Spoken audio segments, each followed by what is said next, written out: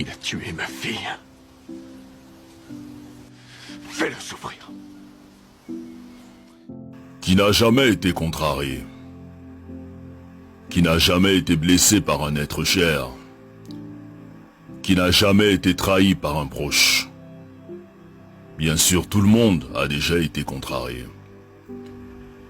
Et il arrive que lorsque la blessure est trop profonde, on a du mal à pardonner. On se dit hors de question de pardonner. Ce que cette personne m'a fait est inacceptable. Mais à cet effet, que signifie donc pardonner? Pardonner, c'est le fait de ne pas tenir compte d'une offense qu'on t'a faite, d'une erreur, d'une faute. C'est le fait de renoncer à punir, de renoncer à se venger, de renoncer à rendre le mal par le mal. Seulement, il n'est pas facile de pardonner à une personne qui t'a fait du mal. Surtout si tu croyais en elle, que tu avais confiance en elle.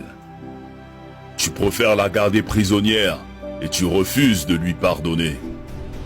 Le souci est que lorsque nous refusons de pardonner, nous nous constituons nous-mêmes comme étant prisonniers.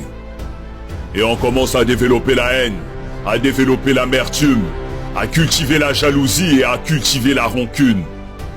Et pourtant tous nous souhaitons que Dieu nous pardonne. Pour nos erreurs, nos offenses, nos imperfections et nos failles. Mais nous refusons de pardonner les fautes des autres, comme si nous n'avons jamais fait du mal à personne, comme si nous étions irréprochables. Qui donc peut oser dire qu'il n'a jamais fait du mal? Qui est parfait?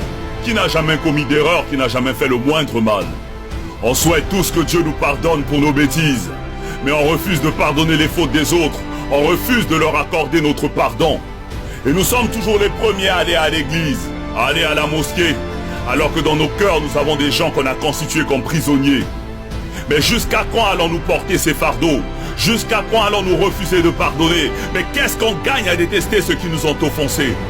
Parce que celui qui pardonne est celui qui a décidé d'avancer. Celui qui pardonne est celui qui a décidé de se libérer. Celui qui pardonne a fait le choix de donner un cadeau à quelqu'un même s'il ne le mérite pas. Parce que la rancune est une lourde pierre que celui qui pardonne n'a pas envie de transporter.